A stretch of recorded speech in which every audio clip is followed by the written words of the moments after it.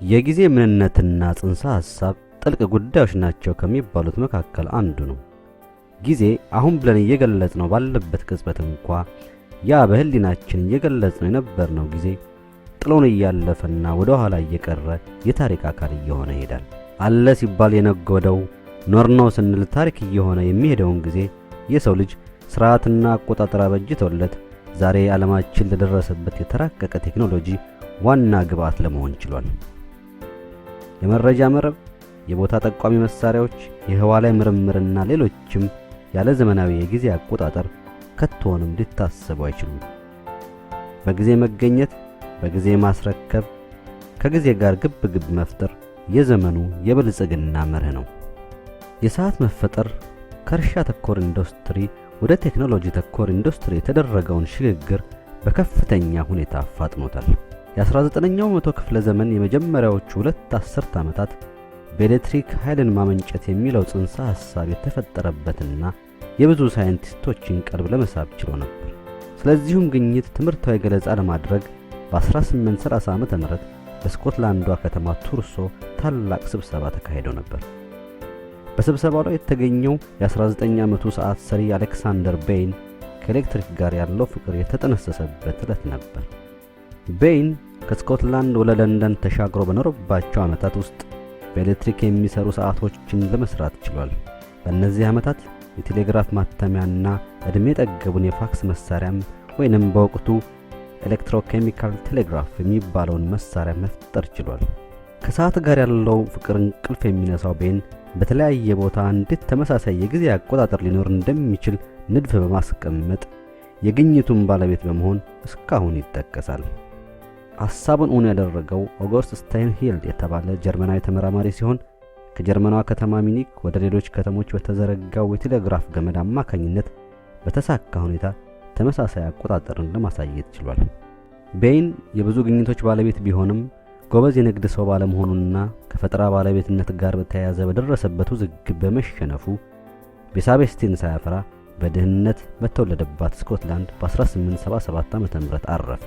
በኤሌክትሪክ የሚሰሩ ሰዓቶች በባቡር ጣቢያዎችና ትላልቅ ፋብሪካዎች ላይ ቢገጠሙም በመላው ከተማ እንዲሁም በተለያዩ መልክዓ ምድራዊ አቀማመጥ ላይ በሚገኙ ቦታዎች ተመሳሳይ ጊዜ ማሳየት እንቆቅልሽ ሆኖ ቆይቷል።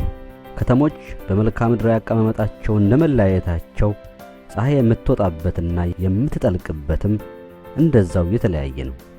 በዚህም ሁኔታ የመጀመሪያዎቹ የባቡር ተጠቃሚዎች በሚወነጨፍ ባቡር ላይ ሆነው እንዴት ሰዓታቸውን መሙላት እንዳለባቸው ግራ ተጋብተው ነበር። ይህንን መሰል ውዥንብር ለመቅረፍ በ19ኛው ክፍለ ዘመን አጋማሽ አካባቢ ሰዓቶች በባቡር ጣቢያው ዋና መስሪያ ቤት ወይንም ከዋና ከተማው አንጻር እንዲስተካከሉ አዲስ ዘዴን ቀይሰዋል። በዚህም መሰረት በየከተማው ትላልቅ ሕንጻዎችና ባቡር ጣቢያዎች ላይ ያሉ ሰዓቶች ከዋናው መስሪያ ቤት በቴሌግራፍ ሞገድ በሚላክላቸው ሰዓት አማካኝነት ተመሳሳይ አቆጣጠር እንዲያሳዩ ለማድረግ ተችሏል። የባቡር ጣቢያ ሰዓቶች ጠቀሜታቸው ቢበዛም ብዙ እክልም ነበራቸው። ለምሳሌ በጄኔቫ የባቡር ጣቢያ ማማ ላይ የተሰቀለው ሰዓት 3 የተለያዩ የጊዜ አቆጣጠርን ማሳየት ግድ ይለው ነበር።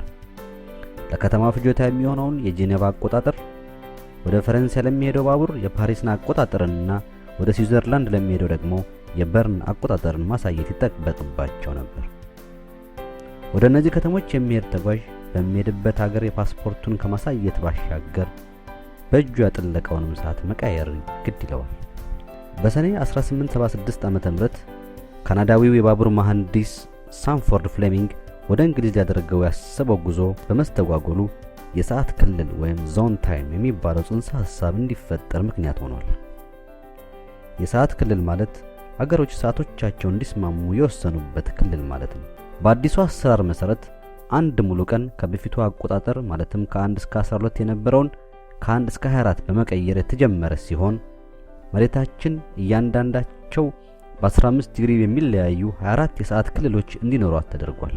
እያንዳንዱም ክልል ከአጎራባቹ ክልል በአንድ ሰዓት ብቻ በመለያየት ዓለማችን ከፀሐይ አወጣጥ ላይ ያልተመረኮዘ አንድ ወጥ አሰራር እንዲኖራት አስችሏል።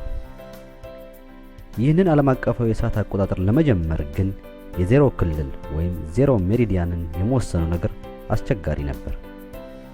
በወቅቱ የመነሻው ዜሮ ክልል በእንግሊዝ ግሪንዊች፣ በፓሪስ ፈረንሳይ፣ ኔፕልስ እና ሌሎችም የዓለማችን ሀገሮች የሚያቋርጥ ሲሆን የመነሻውን ዜሮ ክልል ለመወሰን በ1884 25 ሀገሮችን ያሳተፈ ስብሰባ በዋሽንግተን ተደርጎ ነበር። በዚሁ መሰረት የእንግሊዟ ግሪንዊች የመነሻው ቦታ ወይም ዜሮ ሜሪዲያን እንዲሆን ተወሰነ። በክፍለ ዘመኑ ማገባደጃ አካባቢ የመላው አውሮፓና ደቡብ አሜሪካ ይህንን የጊዜ አቆጣጠር የተገበሩ ሲሆን ከአናታችን በላይ ያለችው ፀሐይም ብርሃን ከመለገስ በቀር የጊዜ አቆጣጠር ላይ ያላት ተጽዕኖ እስከ ዘላለሙ ተቋረጠ። የሰዓት አቆጣጠሩ ከእንግሊዝ ግሪንዊች መጀመሩ ብሔራዊ ሽንፈት መስሎ የታያት ነውጠኛዋ ፈረንሳይ ውሳኔውን በመቃወም በፓሪስ የጊዜ አቆጣጠር መጠቀሟን ቀጠለች። በ1911 የሰዓት ክልል አጠቃቀሙ በፈረንሳይ ቢተገበርም ግሪንዊች የሚለውን ቃል በማን አለብኝነት ሳይጠቀስ ቆይቷል። ውድ አድማጮቻችን በሚቀጥለው ጊዜ ስለ ኳርትዝና በራዲዮ ሞገድ ስለሚሰሩ ሰዓቶች የማጠቃለያ ዝግጅት እናቀርባለን። እንደ ወትሮው ቀና አስተያየቶቻችሁን ጻፉልን።